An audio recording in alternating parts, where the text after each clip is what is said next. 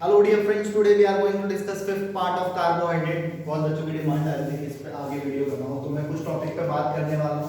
सबसे पहले मैं आपको एक बड़ा वाला टॉपिक ये एक्सप्लेन कर लेता हूँ, जो कि अपने आप में है म्यूटा रोटेशन।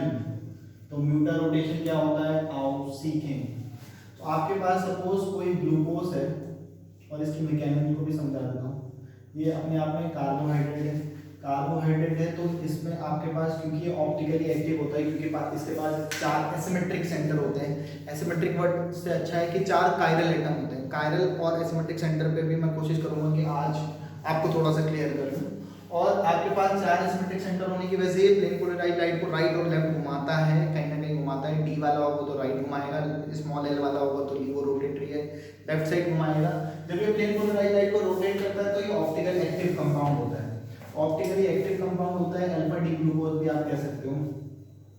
तो अल्फा डी ग्लूकोज को जब आप अल्कोहलिक सॉल्यूशन में मिलाते हो, अल्कोहलिक सॉल्यूशन में मिलाते हो, अल्कोहलिक सॉल्यूशन में घोलने के बाद, डिजोल्व करने के बाद, मतलब डिजोल्व होगा या डिजोल्व कंप्लीटली डिजोल्व नहीं होगा, उसे मतलब उसे उसमें आप धोने के बाद कह सकते हो। उसके बाद इसका रिक्रिस्टलाइजेशन किया जाता है, रिक्रिस्टलाइजेशन किया जाता है, तो आपको एक फ्रेश क्रिस्टल मिलते हैं, फ्रेश क्रिस्टल मिलते हैं दोबारा से।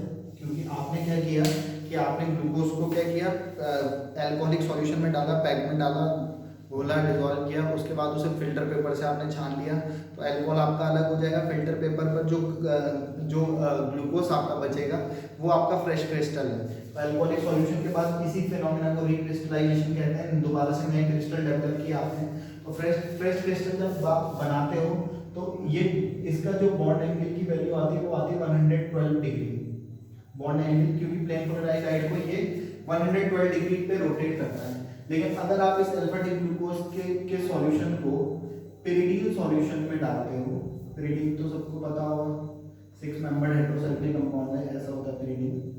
और पिरिडीन सॉल्यूशन में डालते हो और इसे दोबारा से इसका रिक्रिस्टलाइजेशन कराते हो, वही फिल्ट्रेशन वगैरह करके दोबारा से आप इसके क्रिस्टल्स का फॉर्मेशन करते हो, तो फिर से आपको एक नए क्रिस्टल मिलते हैं, फ्रेश क्रिस्टल मिलते हैं, जिसका जो bond angle plane polarized light को रोटेट करने का ऑप्टिकल रोटेशन अल्फा की वैल्यू जो आती है वो आती है आपकी 19 डिग्री के आसपास। और कुछ देर बाद ये क्या होता है कि जब कोई कोई कंपाउंड है वो प्लेन पोलराइज्ड लाइट को रोटेट कर रहा है, तो आपको एक पर्टिकुलर ऑप्टिकल रोटेटरी एंगल मिल गया जो अल्फा इक्वल टू 112 या 19 मिला, या कोई भी एक किसी का पर्टिकुलर ऑप्टिकल रोटेशन एंगल की वैल्यू कुछ पर्टिकुलर होती है। लेकिन इसमें खास बात ये है कि जब आपको फ्रेश क्रिस्टल मिल जाते हैं तो धीरे धीरे धीरे धीरे धीरे धीरे इसका जो ये अपने आप में ये ऐसा भी रखा रहेगा, तो सिर्फ 112 डिग्री पे कांस्टेंट नहीं हो जाता। इसकी जो बॉन्ड एंगल की वैल्यू ये आई है, ये जो प्लेन पोलराइज्ड लाइट को रोटेट करने की ऑप्टिकल रोटेशन एंगल की वैल्यू जो आई है 112, ये धीरे धीरे अपने आप ही कम होती चली जाती है। और फ्रेश क्रिस्टल जो पिरिडीन सॉल्यूशन से मिले थे 90 डिग्री, जिसका ऑप्टिकल रोटेशन एंगल की वैल्यू आई थी, वो धीरे धीरे धीरे बढ़ता चला जाता है, और किसी एक वैल्यू पे जाकर के 52 डिग्री 5 अल्फा की वैल्यू 52 डिग्री 5 मिनट पे जाकर के ये वैल्यू कांस्टेंट हो जाती है। तो कांस्टेंट हो जाती है तो ये पूरा का पूरा फिनोमेना जो प्लेन पोलराइज्ड लाइट को रोटेट करने का तरीका है वो अलग अलग हो रहा है, अलग अलग एंगल्स पर, और किसी एक लास्ट पर जाकर के अल्फा की वैल्यू 52 डिग्री 5 मिनट पर जाकर के कांस्टेंट हो जाती है। नहीं तो अगर कोई कंपाउंड है वो ऑप्टिकली एक्टिव है तो कहीं पे भी फिक्स एंगल पे ही रोटेट कराता है। लेकिन इनकी खास बात है कि ये फिक्स एंगल पे रोटेट तो कराते हैं, लेकिन कुछ देर बाद अपने ऑप्टिकल रोटेशन एंगल को ये चेंज भी करते रहते हैं, और इसी मैकेनिज्म को ही आपका इसी स्पेशल फिनोमेना को म्यूटा रोटेशन कहते हैं। तो आपके पास when an alcohol is dissolved into the alcoholic solution, then after the recrystallization it gives a fresh crystal whose optical rotation angle value will be 112, and if glucose solution dissolve into the pyridine solution, and after the recrystallization it gives a fresh crystal with optical rotation angle value alpha equal to 19 degree.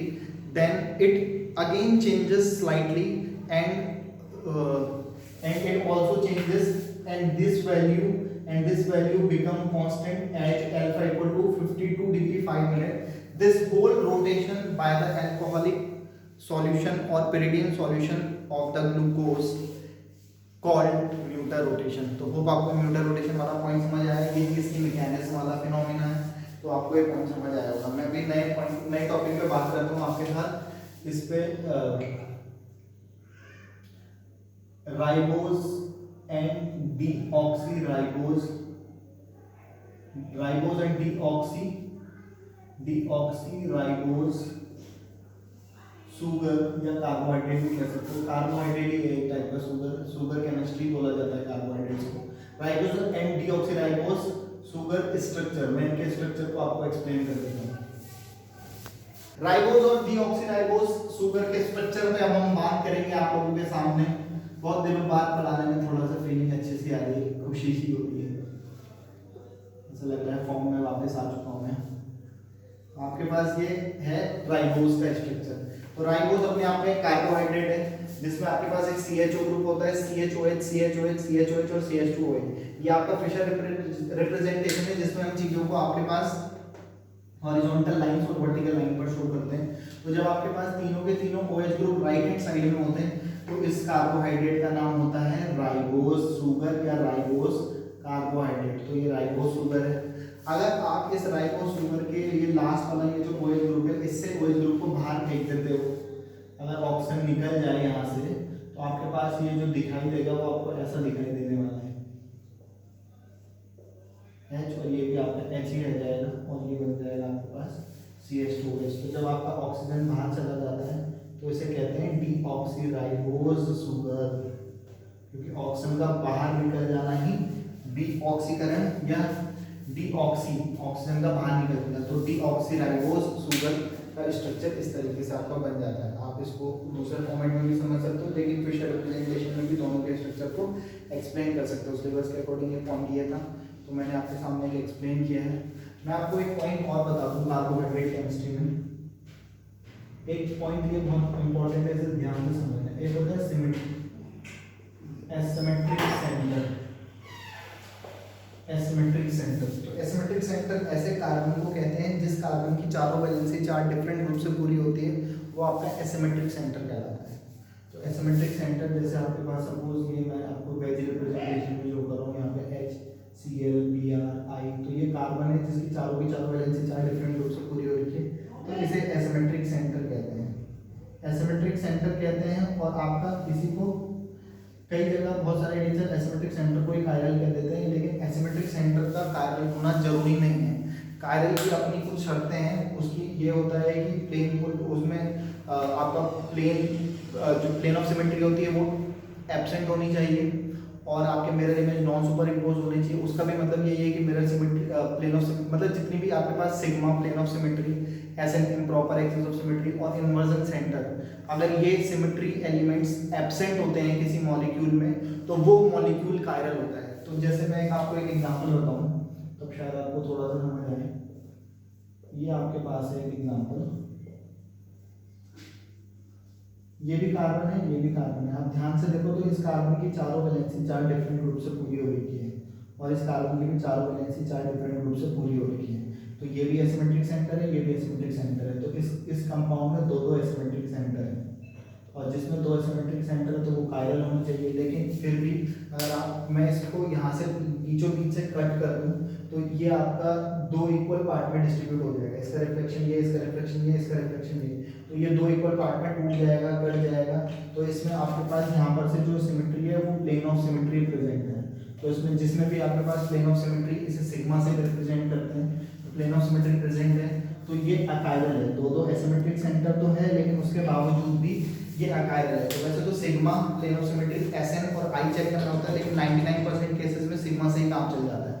तो ये आपका asymmetric centre, ये achiral नहीं है, sorry chiral नहीं है, achiral है। और दो एसिमेट्रिक सेंटर, मतलब एसिमेट्रिक सेंटर होने के बावजूद भी ये अकायरल मॉलिक्यूल है। तो आप इस बात को दिमाग में अच्छे से बिठा लें कि एसिमेट्रिक सेंटर वालों को कायरल नहीं कहते हैं। अगर किसी मॉलिक्यूल में sigma plane of symmetry, SN improper axis of symmetry और इन्वर्जन सेंटर जो सिमेट्री है, अगर ये तीनों चीज़ें एब्सेंट होती है तो वो मॉलिक्यूल कायरल होता है, वही मॉलिक्यूल ऑप्टिकली एक्टिव होता है, उसी मॉलिक्यूल का जो भी मिरर इमेज बनेगा वो उसका non super impose mirror image बनता है। तो non super impose mirror image बनता है तो किसी कंडीशन है कि नॉन सुपर इम्पोज होना, ऑप्टिकल एक्टिव होना और आपका कायरल होना, तीनों के लिए बस यही कंडीशन है, सिग्मा एसेंट आई एब्सेंट होना चाहिए, बस ये शर्त ध्यान रखनी है। तो वही आपको क्लियर आउट करेगा। मैं ये अपने आप में स्टीरियो केमिस्ट्री का पार्ट है तो मैं उसको बहुत ज़्यादा डिस्कस नहीं कर रहा। अभी हम कार्बोहाइड्रेट केमिस्ट्री में है, शुगर केमिस्ट्री में है। मैं आपको कुछ यहाँ पे एक्सप्लेन करने वाला हूँ। आपके पास डीएल रोटेशन और आरएस रोटेशन से रिलेटेड, डीएल और आरएस रोटेशन से रिलेटेड। तो डीएल और आरएस, डीएल रोटेशन तो मैं पहले भी बात कर चुका हूँ कार्बोहाइड्रेट केमिस्ट्री में। अगर आपके पास एसिमेट्रिक सेंटर से OH ग्रुप राइट साइड होता है तो इसका नाम डी होता है। इसका डेक्सो लिपो से कोई भी मतलब नहीं होता, इसका नाम है अपने आप में निक्लिसराइड। मेरा इमेज लगा लोगे तो आपका OH ग्रुप लेफ्ट में दिखाई देगा, लेफ्ट में दिखाई देगा तो उसे एल कह देंगे, लेकिन इसका मतलब डेक्सो और लीवो रोटेटरी नहीं होता। वो आपके पास, मैं आपको एक एक्सपेरिमेंट से एक्सप्लेन करूँ। वहाँ से अगर प्लेन पोलराइज लाइट आ रही है, मैंने प्लेन पोलराइज लाइट के पाथ में एक कंपाउंड रखा, ऑर्गेनिक कंपाउंड या कार्बोहाइड्रेट कंपाउंड रखा, तो अगर उस लाइट जब उस कंपाउंड से पास होती है तो अगर वो लाइट में यहाँ से एक इंस्ट्रूमेंट होता है पोलरोमीटर जैसा, पोलरोमीटर कहते हैं उसे, और टेलीस्कोप टाइप का इंस्ट्रूमेंट होता है। तो आपको जब आपके पास लाइट नहीं थी तो आपको लाइट दिखाई देगी, जब कंपाउंड नहीं रखा था तो आपको लाइट वहाँ से क्लियरली दिखाई दे रही थी, फिर आपने कंपाउंड रखा तो आपको लाइट दिखना बंद हो गया। तो आपके पास यहाँ कुछ एंगल होते हैं उस इंस्ट्रूमेंट में, पोलरोमीटर में, तो आप उसे रोटेट करते हो तो कुछ राइट साइड घुमाने पर आपको वो लाइट दोबारा दिखने लगी। इसका मतलब उस कंपाउंड ने लाइट को राइट घुमा दिया। और अगर वो लेफ्ट साइड घुमा देता है कंपाउंड तो इसका मतलब वो लेफ्ट साइड घुमा दिया, तो यहाँ पे लेफ्ट साइड एंगल पे रोटेट करने पर आपको वो लाइट दिखने लगेगी, इसका मतलब उसने लेफ्ट साइड घुमा दिया। तो अगर डेक्स्ट्रो और लिवो, ये इंस्ट्रूमेंट से या एक्सपेरिमेंट से ही पता चल पाता है। आप कंपाउंड को देख करके डेक्स्ट्रो और लिवो कभी भी नहीं बता सकते हैं जब तक या तो बुक्स में लिखा ना हो या फिर आपके पास आपने एक्सपेरिमेंट ना किया हो, किसी के पिताजी में दम नहीं है जो देख के बता दें। तो ये आपके पास डेक्स्ट्रो और लिवो रोटेटरी एक्सपेरिमेंटली देखे जाते हैं। जबकि डी वाली नोटेशन रोजनॉफ नाम के साइंटिस्ट ने बोला था वो इज राइट है तो डी, लेफ्ट है तो कैपिटल है। डेक्स्ट्रो और लिवो रोटेटरी के लिए स्मॉल डी और स्मॉल एल लेटर यूज किए जाते हैं, या प्लस, डेक्स्ट्रो के लिए प्लस साइन और लिवो रोटेटरी के लिए माइनस साइन का भी इस्तेमाल किया जाता है। तो वो पॉइंट अलग है, वो चीज़ अलग है। लेकिन अगर आप यहाँ ध्यान से देखो तो ये एसिमेट्रिक सेंटर है और इसमें कोई भी प्लेन ऑफ सिमेट्री प्रेजेंट नहीं है, सारे के सारे अलग अलग है। तो ये कायरल भी है, सिमेट्रिक सेंटर है और कायरल भी है। कायरल वाले ऑप्टिकली एक्टिव होते हैं, non super impose mirror image बनाते हैं, और कायरल तो होते ही। तो कायरल भी है और ये आपका कायरल है तो ऑप्टिकली एक्टिव है। ऑप्टिकली एक्टिव है तो प्लेन पोलराइज्ड लाइट को रोटेट कर रहा होगा लेफ्ट या राइट। अब लेफ्ट और राइट रोटेट करेगा तो वो तो एक्सपेरिमेंट से पता चलेगा लेफ्ट घुमाएगा या राइट घुमाएगा। इस डी का मतलब डेक्स्ट्रो रोटेटरी नहीं होता है। तो आपके पास इसमें हम डीएल नोटेशन के लिए, तो डी मैंने बता दिया, डीएल नोटेशन मैंने पहले भी वीडियो में बता चुका हूँ। आरएस की बात करता हूँ तो आपके पास यहाँ पर आपको क्या करना होता है कि आपको एटॉमिक नंबर के रिस्पेक्ट में आपको ये चेक करना होता है। तो इसका एटॉमिक नंबर होता है 8, इसका होता है 1, इसका होता है 6 और इसका एटॉमिक नंबर भी होता है 6। लेकिन अगर मैं इसे खोल के एक्सपेरिमेंट प्लेन करूँ तो आपके पास आप ध्यान से देखोगे तो ये तो हो गया 1, ये 4, अब 6 से पता ही नहीं चल रहा है इसे 2 मानूं या इसे 2। तो इस कार्बन से एक ऑक्सीजन लगा हुआ है, दूसरा भी ऑक्सीजन जुड़ा है और तीसरा जुड़ा है H। 8 और 8 16 और 1 17 इलेक्ट्रॉनिक वो हो जाता है। जबकि अगर मैं CH2OH को खोल के दिखाऊं आपको तो ये कुछ ऐसा दिखाई देगा HHO। तो 8 9 और 10, तो ये वाला छोटा है और ये वाला बड़ा है। तो 1 2 3 4 इस तरीके से। तो आप 1 से 2, 2 से 3, 3 से 4 इस तरीके से जाओगे तो इसे कहते हैं लेफ्ट साइड घूमना या उल्टा घूमना, या इसे सिनिस्टर कहते हैं, इसीलिए उसे एस नोटेशन कहते हैं। लेकिन एस होने के बावजूद भी अगर आपके पास एंटी क्लॉकवाइज घूमता है तो एस, क्लॉकवाइज घूमता है तो आर। तो ऐसे घूमेगा तो आपके पास वैसे तो एस होना चाहिए, लेकिन अगर आपके पास fourth priority group horizontal line पर होता है तो एस का आर, आर का एस उल्टा हो जाता है। होना तो एस ही था बट ये आर होगा, तो इसका जो होता है वो आर है। आप इसका मिरर इमेज बना के देख लेना, उसका करके देख लेना, वो ऐसा रहा होगा। इस तरीके से आप आरएस नोमेनक्लेचर कर सकते हैं। सबसे पहले आपके पास चारों कार्बन एसिमेट्रिक सेंटर से लगे हुए चारों कार्बन वालों को 1 2 3 4 उनके एटॉमिक नंबर के बेसिस पे अरेंज करो। अरेंज करने के बाद आप देखो राइट या लेफ्ट साइड जा रहे हो 1 2 3 4 के लिए, और राइट साइड जाते हो तो रेक्टस और लेफ्ट साइड जाते हो तो सिनिस्टर। लेकिन अगर fourth priority group horizontal line पर आता है तो उल्टा हो जाता है, वर्टिकल लाइन पर आता है तो जो होता है वो सेगा वैसे ही रहता है, कोई भी चेंज उसमें नहीं आता। लेकिन आरएस नोटेशन कार्बोहाइड्रेट केमिस्ट्री या शुगर केमिस्ट्री में करना बहुत ही सिंपल होता है, बहुत ही ज़्यादा सिंपल होता है। उसे मैं आपको यहाँ पर ट्रिक से बता देता हूँ और आपको कभी भी कुछ उसे सॉल्व करने की जरूरत नहीं है। इसमें आपको देखो वैसे तो यहाँ पर ये सारे के तीन एसिमेट्रिक सेंटर है इस कॉम्प्लेक्स में, और कार्बोहाइड्रेट की पहचान सबसे ऊपर CHO या कीटोन वाला ग्रुप होगा, CHOH ही होंगे, और आपके पास CH2OH ग्रुप होंगे। तो आपके पास यहाँ देखोगे तो इससे OH ग्रुप राइट साइड में है तो ये R मान लो, ये S होगा और ये R होगा। आप चाहो तो सब कुछ चेक कर सकते हो। अगर आप ग्लूकोज के एग्जाम्पल में देखो तो HOH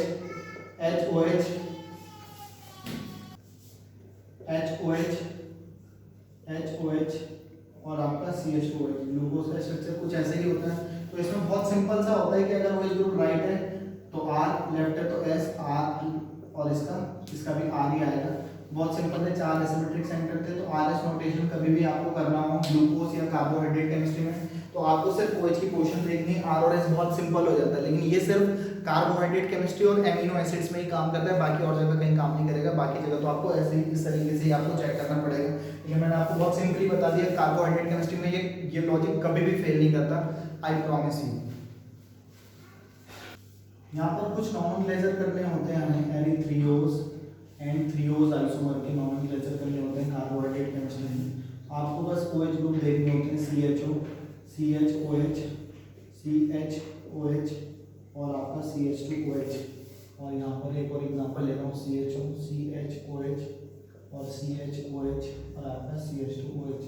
अगर आपके पास दोनों OH ग्रुप सेम साइड होते हैं, जैसे यहाँ पर देखो तो दोनों OH ग्रुप अपोजिट साइड है, तो अगर आपके पास एसिमेट्रिक सेंटर से लगे हुए OH ग्रुप दोनों सेम साइड होते हैं तो सेम साइड वालों को एरिथ्रियोज कहते हैं।